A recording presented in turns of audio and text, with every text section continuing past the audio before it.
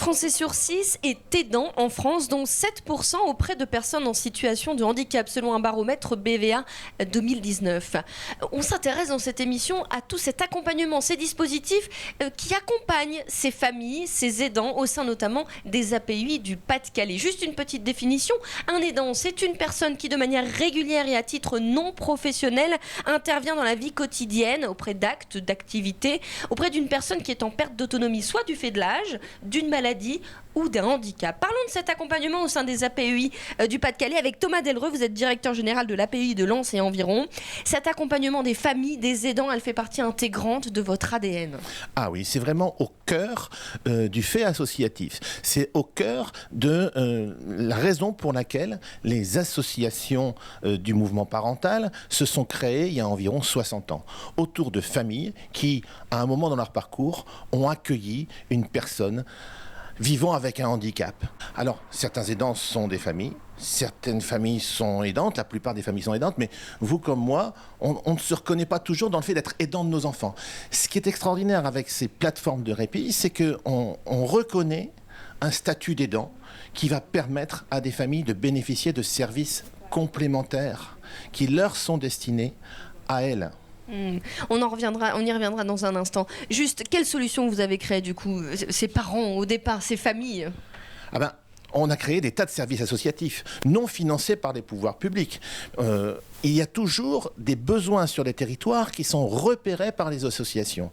Des gens qui viennent sonner à notre porte et qui nous disent là j'ai un problème particulier, je n'ai pas de solution, qu'est-ce qu'on peut faire? Et c'est vrai que on a fait appel, depuis toujours, dans nos associations APUI, à cette solidarité du territoire, solidarité des personnes qui ont déjà des solutions, ou même en appelant les personnes à participer elles-mêmes à une part de leur accompagnement. Donc on a créé des services associatifs.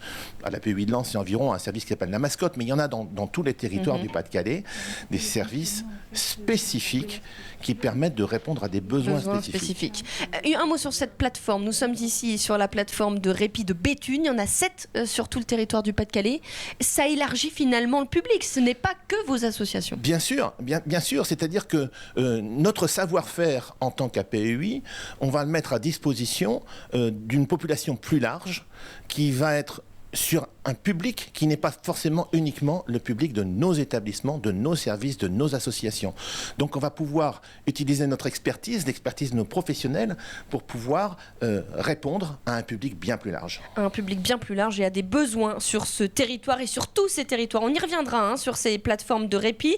Un autre dispositif qui existe, c'est le DORA, dispositif offrant du répit, de l'accompagnement et de l'hébergement, porté par l'AFAPI du Calaisis. Reportage de Boris Nicolas à l'IME Les Lutins des Bleuets. Regardez.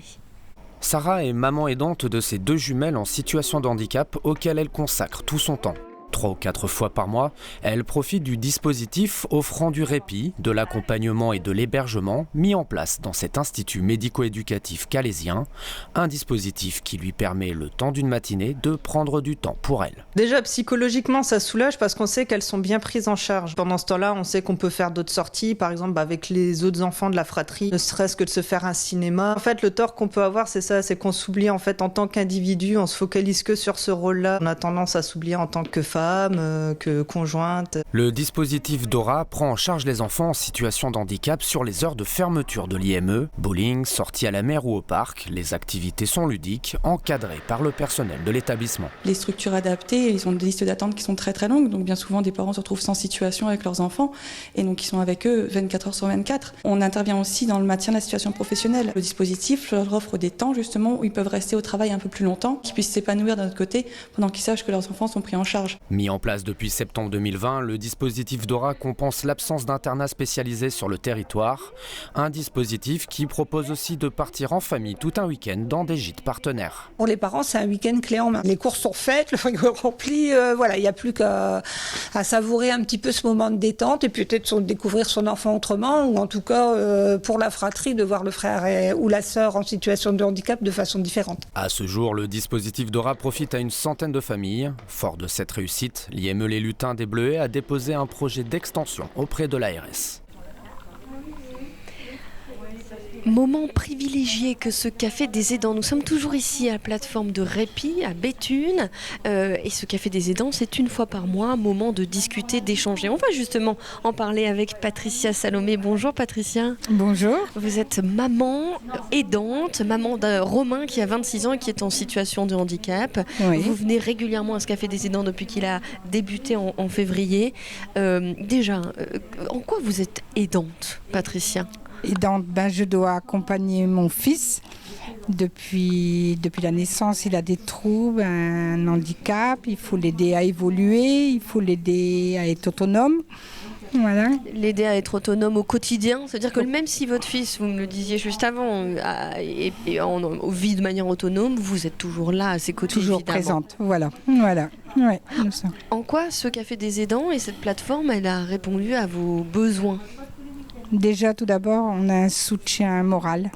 On rencontre des familles qui sont dans les mêmes situations que nous, qui nous proposent des pistes d'accompagnement, de trouver des structures pour occuper nos adultes différents.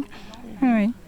Vous, ce café des aidants, c'est quoi ? C'est une petite bouffée d'oxygène ? C'est un moment pour vous ? C'est quoi ?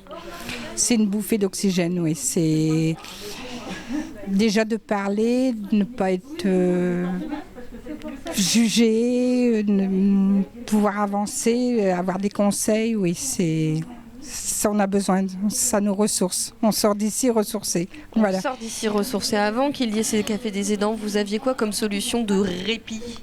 On n'en avait pas beaucoup. Vous en avez non, pas beaucoup. on n'en avait pas beaucoup, non. J'ai eu la chance d'avoir mes parents qui m'ont bien aidée, mais à part ça, non. On n'avait pas d'aide. Alors je précise que le café qui se déroule juste derrière nous, il y a une psychologue qui vous aide à aussi mettre des mots sur de la culpabilité, sur tout ça. C'est extrêmement important. Ça, c'est important. Oui, ça nous aide, je vous dis, à avancer et toujours progresser aussi et nous soulager. Oui, nous soulager, voilà. Un répit. Et un répit. Ce café des aidants, c'est une des activités qui est proposée ici à la plateforme. Il y en a 7 de plateformes sur tout le territoire du Pas-de-Calais. On découvre tout de suite leur mission avec Pierre Humet. Les plateformes d'accompagnement et de répit pour les aidants de personnes en situation de handicap sont un nouveau dispositif financé par l'Agence régionale de santé. Depuis octobre 2021, les plateformes se déploient sur tout le département du Pas-de-Calais, toutes portées par les APUI locales. Quand on rencontre les aidants, on s'attache en fait à prendre le temps d'écouter en fait leurs besoins. Donc il a cet espace d'écoute qui lui permet à un moment donné d'expliquer, de poser les choses. L'information est amenée par l'ensemble de l'équipe. Chacun veille à apporter aux aidants les informations, les conseils et l'orientation utiles et personnalisées, des conseils sur les problèmes rencontrés au quotidien, ce qui peut faciliter la vie des aidants. Au sein des plateformes d'accompagnement et de répit, on accompagne les proches aidants en proposant du soutien. Ce soutien, il est individuel et collectif dans un but de rompre l'isolement. On propose des temps festifs en groupe et aussi des groupes de parole. Les plateformes de répit et d'accompagnement proposent également un planning d'activités régulier. Les activités peuvent être proposées aux aidants, aux aidés, mais aussi aux couples aidants-aidés. La détente et le bien-être, par exemple, des activités aussi de loisirs. L'important étant de permettre aux aidants de se rencontrer, d'échanger, ce qui est très important aussi, de partager, de prendre du temps pour eux, de se ressourcer. On propose des formations aux aidants, mais on va parler plus de sensibilisation, parce que le terme formation, il peut être un terme assez fort pour les aidants. Cela permet en fait pour l'aidant d'avoir des outils, des clés pour continuer à accompagner son aidé, mais de façon adaptée. Alors, ça peut être par exemple des ateliers pour mieux comprendre le handicap de son proche, des ateliers gestion des émotions, des ateliers santé aussi pour prévenir les risques d'épuisement. Les plateformes des aidants offrent du répit, c'est-à-dire effectivement des temps de repos, des temps pour se ressourcer. Et peu importe finalement la solution qui est retenue, l'essentiel c'est que l'aidant se sente suffisamment serein et rassuré, parce qu'effectivement l'aide qu'il va apporter à son proche c'est quelque chose de long, de fatigant, et donc il a besoin d'avoir ces temps de ressourcement, ces bulles d'oxygène. J'ai longtemps cherché des solutions de relais pour me permettre de pouvoir prendre du temps pour moi. Les coordinatrices de la plateforme Elsa m'ont beaucoup apporté par leur écoute et leur soutien, mais aussi en me donnant des liens d'association me permettant de me décloisonner un peu du quotidien. Je suis rentrée détendue, les batteries rechargées et avec la sensation que pendant ces quelques heures de répit, moi aussi j'avais pu avoir une vie normale, comme tout le monde, où j'ai pu pour une fois ne penser qu'à moi et faire ce dont j'avais envie. Des plateformes de répit qui se trouvent partout dans le département et notamment ici à Béthune. Je suis avec Amélie Gesselot. Bonjour. Bonjour. Vous êtes relayeuse à domicile pour l'une de ces plateformes, celle de l'Audomarois. Elle s'appelle la plateforme Elsa. Déjà, qu'est-ce que c'est que le relayage, Amélie ? Donc en fait, moi, mon rôle consiste à me rendre au domicile de l'aidant et de prendre sa place auprès de la personne qui l'aide. Donc là, ça peut être un adulte, un enfant, un adolescent en situation de handicap et quel que soit le handicap. C'est pas de l'urgence, ça veut dire que c'est planifié et puis c'est surtout sur du long terme, entre guillemets. On peut faire plusieurs interventions. Après, c'est à la demande de la famille. Nous, on essaye de planifier les interventions. Donc, on se rend une première fois au domicile avec soit la coordinatrice Julie Declercq ou alors Zoé Dehaene, qui est notre assistante sociale écoutante, et moi-même, forcément. Donc, pour rencontrer l'aidant, l'aider, pour faire un peu le point sur les habitudes de vie de l'aidant, son quotidien, ses goûts en matière d'activité. Et suite à ça, on pose des dates. Moi, suite à ce premier entretien, je retourne au domicile faire une visite de courtoisie. Donc, lors de cette visite, ça me permet de faire plus ample connaissance avec l'aidant et l'aider, forcément, et d'établir, voilà, tout à fait, un lien de confiance, visiter le logement, parce que c'est quand même important quand on relaye à domicile de connaître son environnement et l'environnement de l'aider. Alors, récemment, vous avez relayé Madame Payen, qui est maman d'un garçon de 5 ans. Elle s'est offert un moment pour elle, une soirée. Vous êtes allé au domicile et comment ça s'est passé et quel est son témoignage? Donc moi j'ai relayé Madame Payen le 18 mars de 18h à 1h30 du matin auprès d'Antoine, son petit garçon qui est atteint de troubles du neurodéveloppement.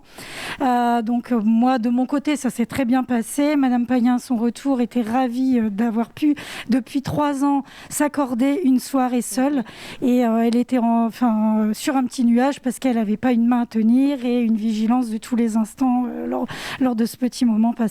C'est vraiment un petit moment pour elle, grâce à vous. Merci beaucoup pour son témoignage. Merci à vous, Amélie. Cette émission touche à sa fin. Vous retrouvez toutes les coordonnées de ces plateformes de répit sur le site de l'UDAPI 62. Quant à nous, on se retrouve le mois prochain. On parlera de toutes les personnes qui sont en situation de handicap et qui sont sans solution. À bientôt.